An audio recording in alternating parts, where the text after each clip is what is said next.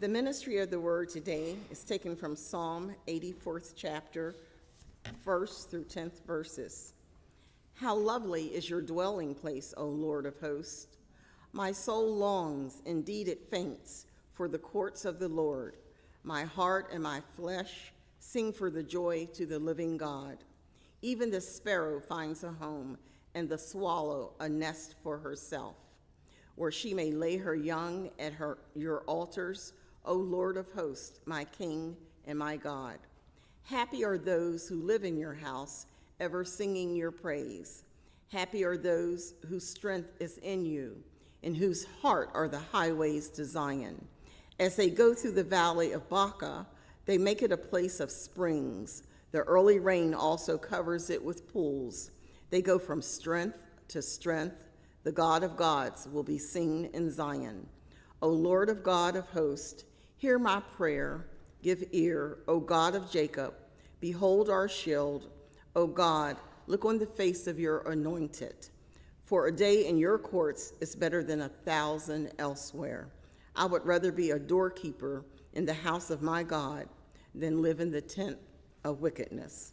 May God add a blessing to the reading and the hearing of his word.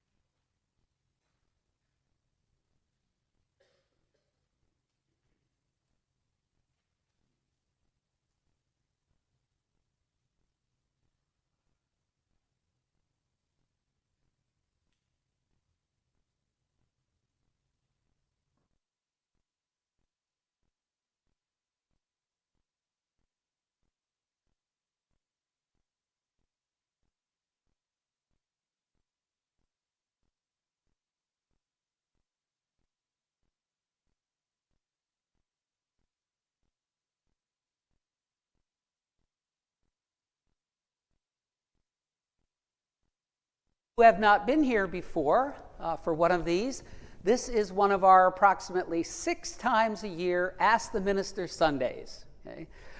Something that I started back in my church in New Jersey about 20 years ago. It turned out to be possibly the dumbest idea I've ever had, but here we are. So what will happen today is instead of offering a message, a sermon, you will have the opportunity to ask me questions. Theological, biblical, spiritual, even personal.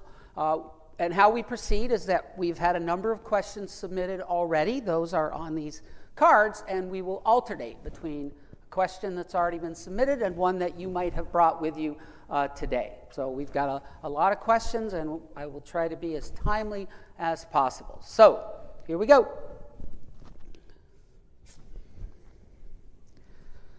What are your thoughts on baptism? Or no baptism? Well, I kind of like baptism. Okay?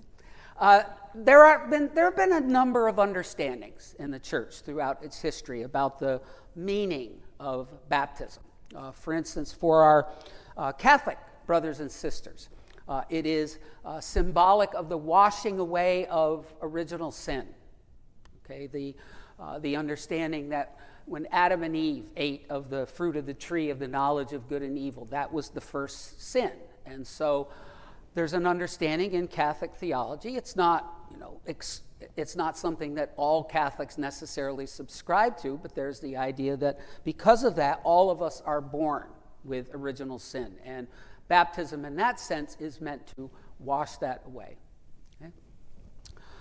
For myself, as well as many other members of the United Church of Christ, and I think other Protestant denominations, baptism represents the welcoming into the Christian community of a person. Okay, it is a ritual. It is a sign of that welcome.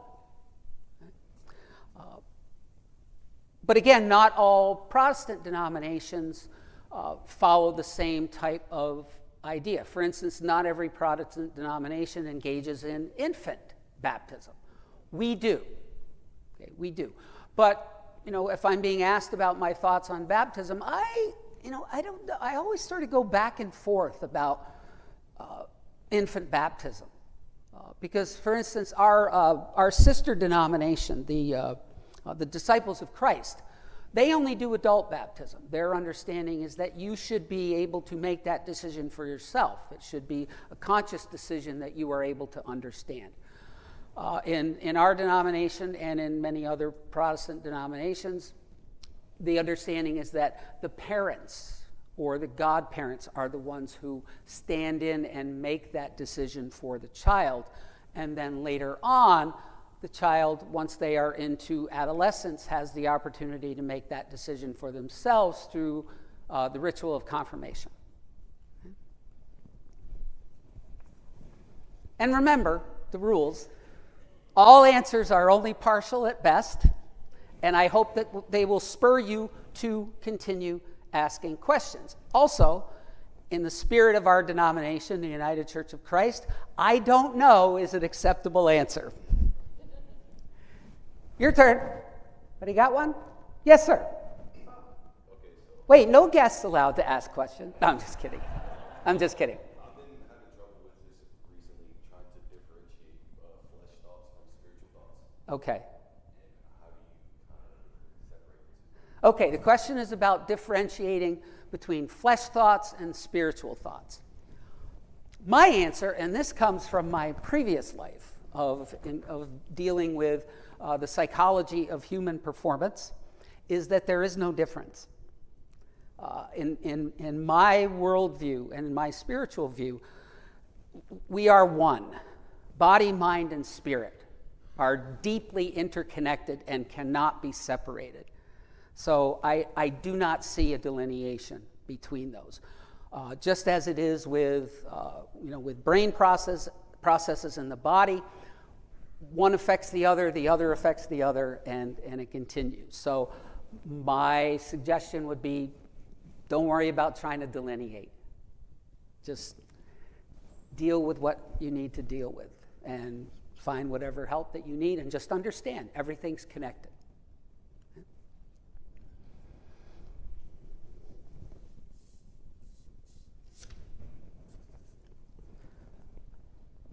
What is the purpose of religion?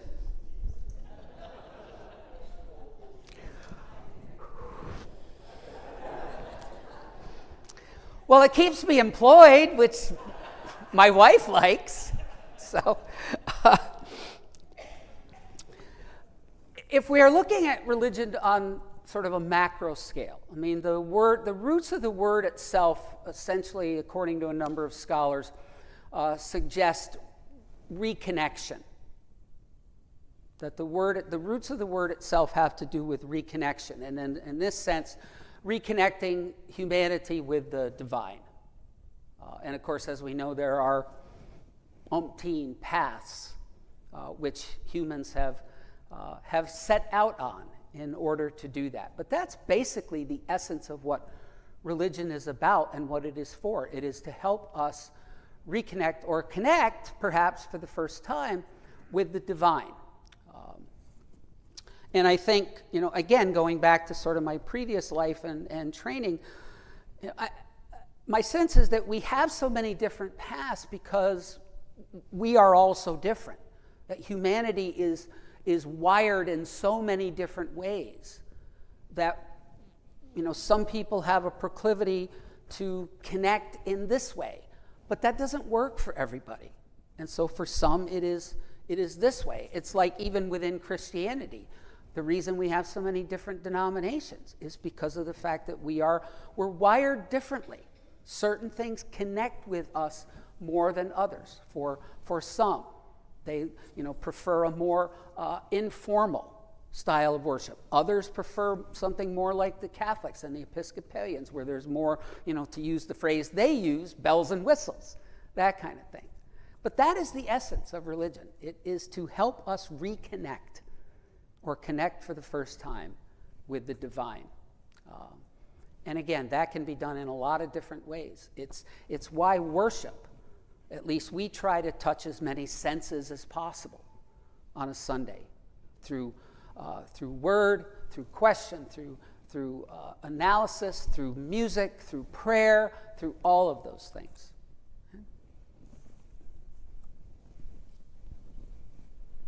Your turn. Yes, Bob.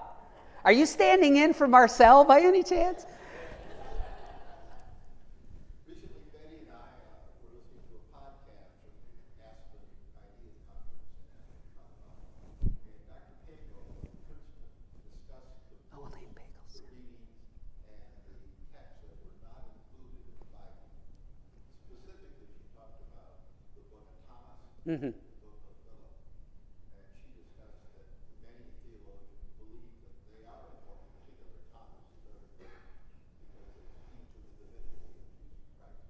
What's your opinion on that? I don't know if I have a real... question.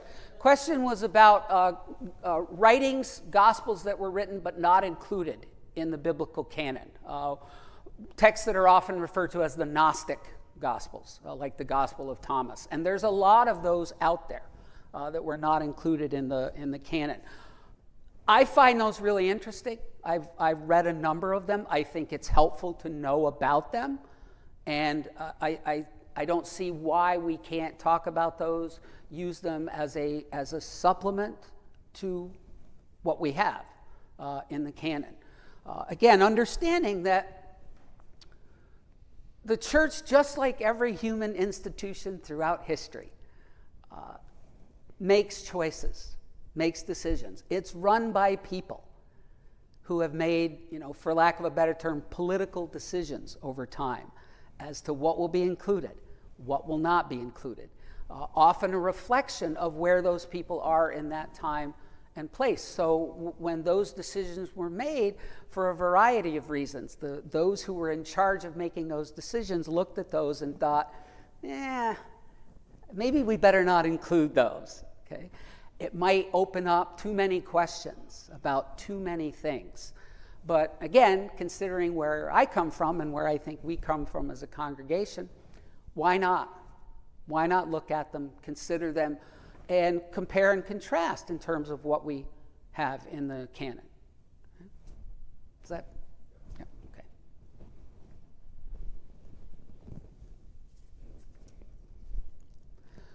What do you believe is the most important attribute for living a Christian life?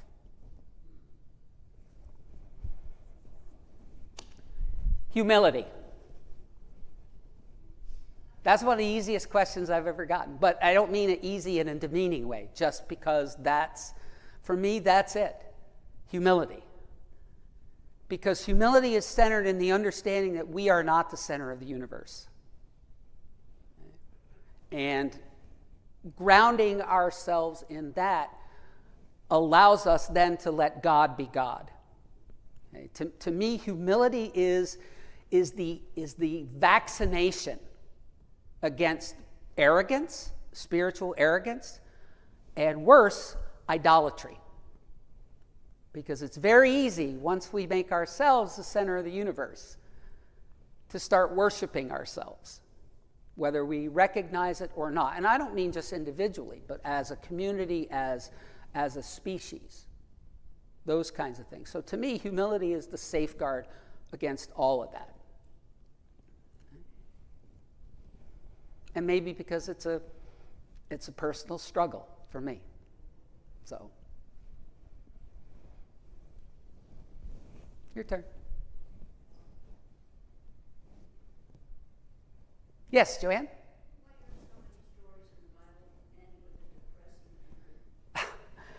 Why do so many stories in the Bible end with a depressing ending?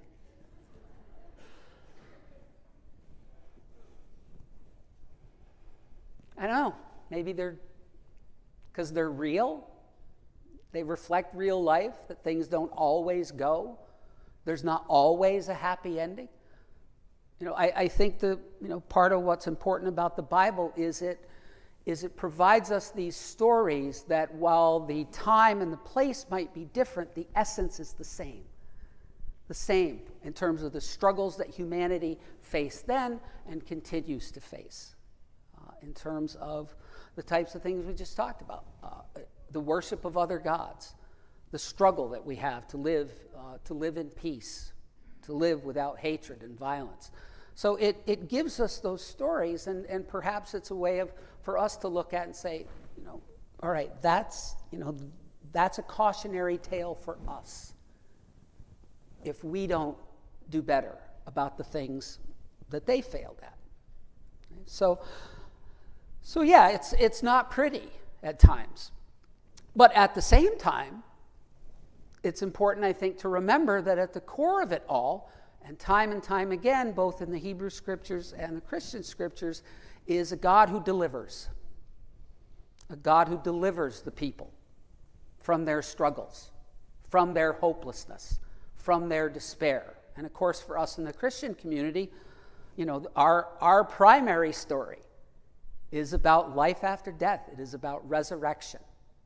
That even the worst that humanity can do is not enough to overcome the power of God.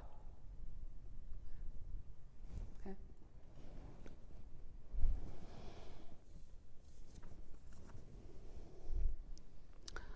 A few weeks ago, there were stories on the internet that the rapture was going to happen in early October. Did I miss it? I guess I was left behind. What actually is the rapture? Oh boy.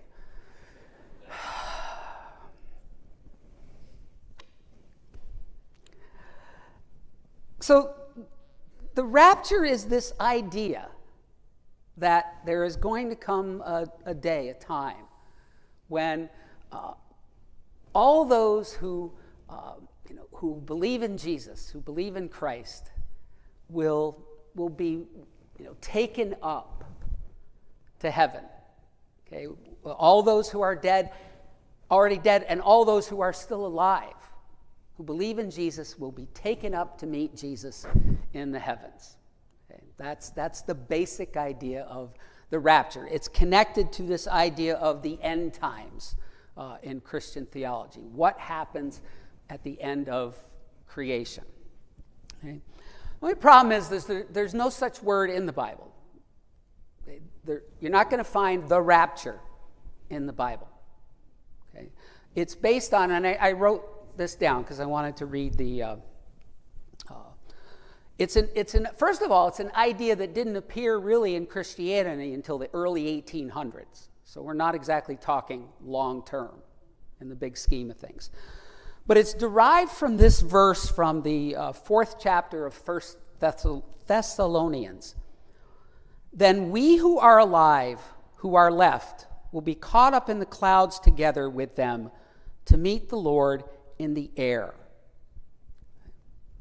Now that sounds like it could legitimately lead to the idea of the rapture. But we talked about this before. When we look at the books of the New Testament, particularly the letters, and particularly the letters of Paul, they are written to specific spiritual communities and often for specific reasons. And unfortunately, sometimes things are picked out of those letters and expressed in our time as things that are meant to be absolutes and generalities for everyone. Okay? In this particular instance, Paul is writing to an early Christian community that believed that Jesus' return was imminent. Okay? It was a common belief in the early Christian community. Jesus' return was imminent, and that none of them would die before that happened. Well, turns out some of them did. And so Paul is writing to that community because they are confused, they are discouraged, they are even considering, whether they should stay on this spiritual path. And essentially what Paul is trying to communicate to them is this idea that, okay, some have already died, but it's not going to stop the idea that the dead, that those who die in Christ, okay, will rise with him, up to him, and then he will return to rule the earth. Okay? And again, you can look at that as a pretty far out idea if you want to. That's okay. But Paul is attempting to address a specific problem within that specific community in the best way that he could. It wasn't meant to be turned into this idea of a rapture that would happen throughout the earth.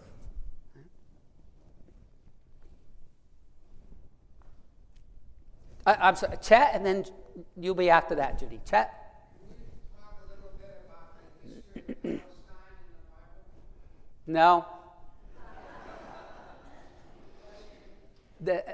About the history of Palestine in the Bible, and it's not an area I can really address to any satisfaction. But I will research it. I will try to do better and get back to you. That I don't know just saved me. All right. Oh, we're good. Before we begin the Lord's Prayer each Sunday, you say, "We now pray with the words Jesus gave us." In the Bible, that prayer is somewhat different in Matthew and Luke. True? Matthew would have been between 80 and 100 when he wrote his gospel, and Luke was never an eyewitness to Jesus' life. Can you provide some context and clarification? Well, we'll see. The Lord's Prayer, as the Gospels present it, as Jesus giving it to us in Matthew and Luke, are a little bit different. Matthew is a little bit more extensive. And again, as we've mentioned before, most contemporary scholars do not believe that Matthew, the disciple, wrote Matthew's Gospel. Okay, that it was written probably, somewhere 65, 70 years after Jesus' death, okay, by an unknown author to an early Christian community made up primarily of what scholars refer to as Jewish Christians, meaning Jews in that time who had found in Jesus the long-awaited, long-expected Messiah, but still considered themselves to be fully faithful Jews. Okay. So it's not somebody who was around to hear Jesus say it, and neither is Luke's gospel. The writer of Luke's gospel, again, anonymous, and written probably about somewhere in the same time frame as Matthew's gospel, about 65 years or so after Jesus' death.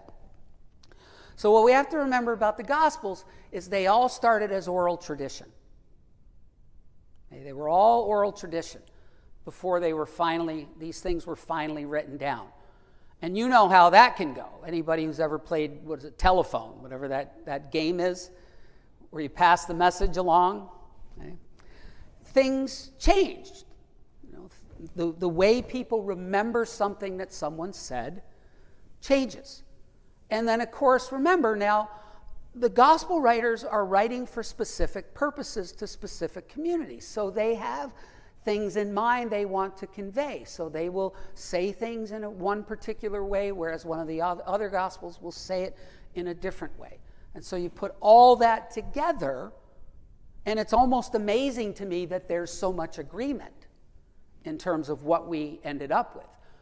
And there have been countless iterations of the Lord's Prayer throughout the centuries. It's believed that it wasn't until about the 16th century that the prayer as we have it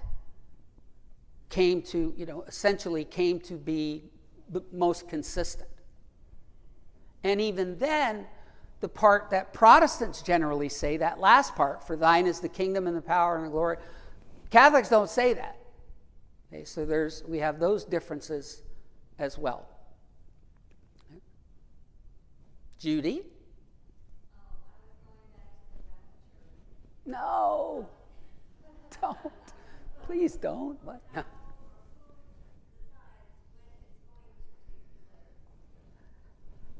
Who decides when the rapture takes place?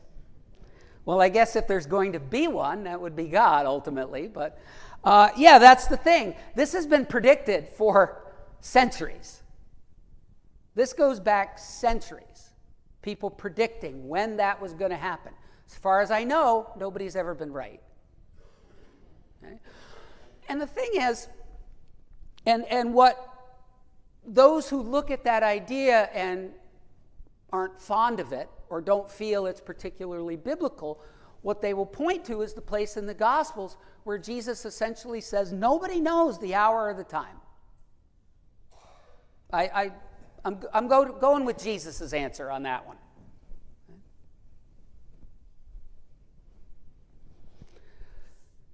All right. Since Charlie Kirk's death, I have seen an increasing number of comments from segments of Christianity about Armageddon, the end times, and the Antichrist. Those are subjects we don't talk about much in our church or segment of Christianity. Should we?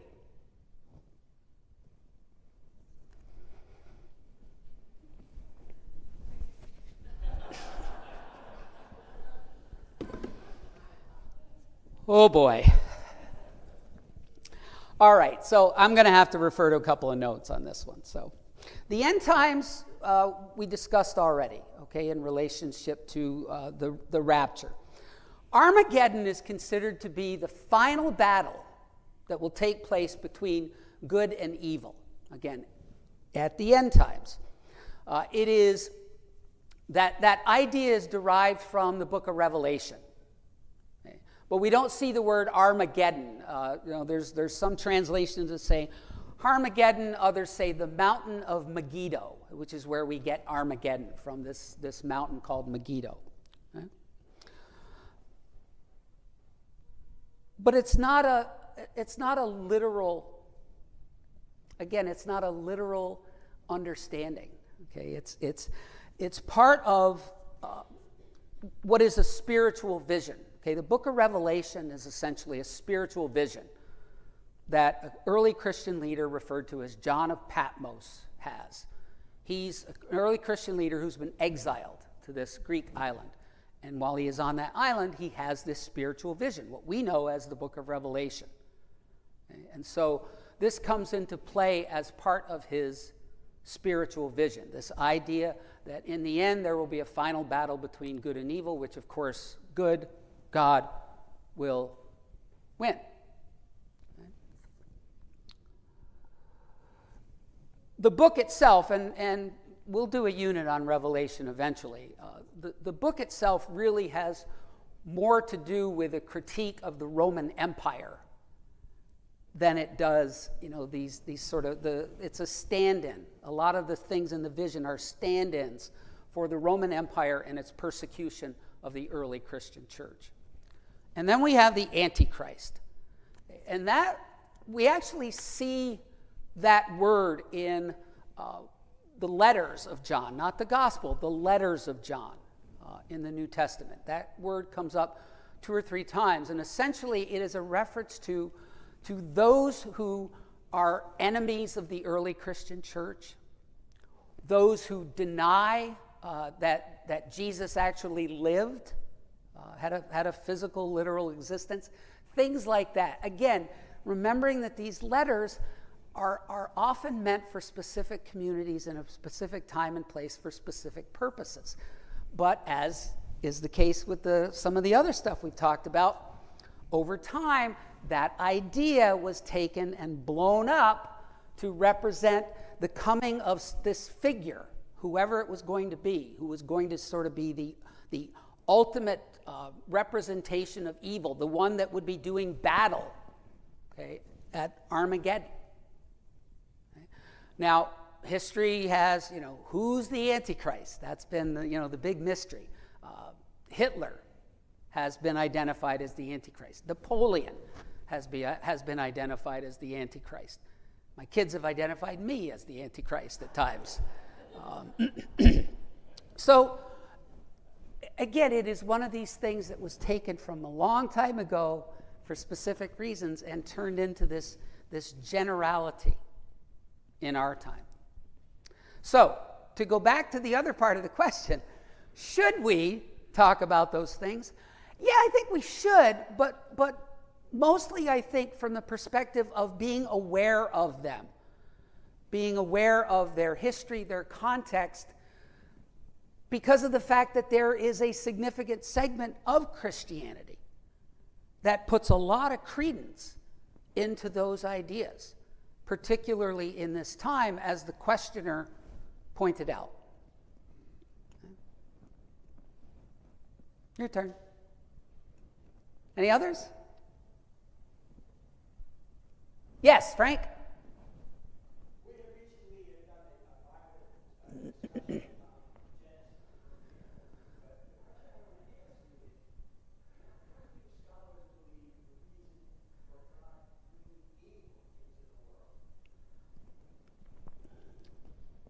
Well, a number of scholars look at Genesis and don't see it that way.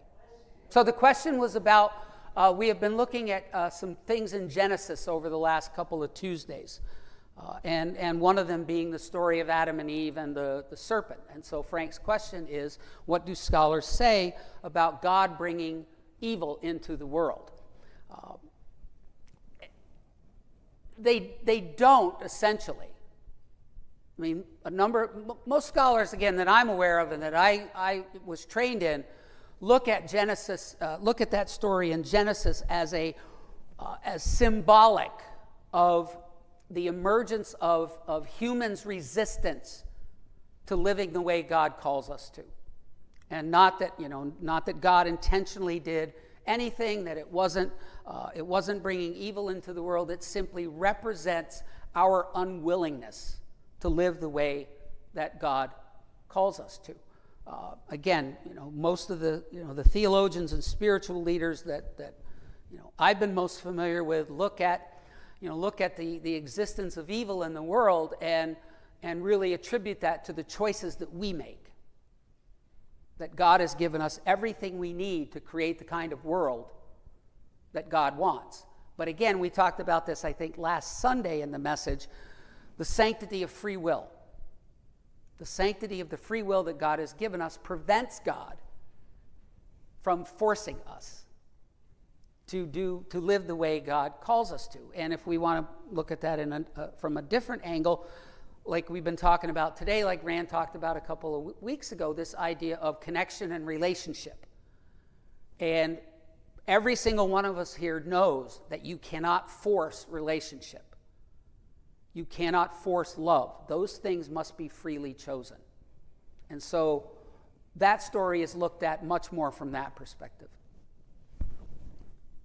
One more.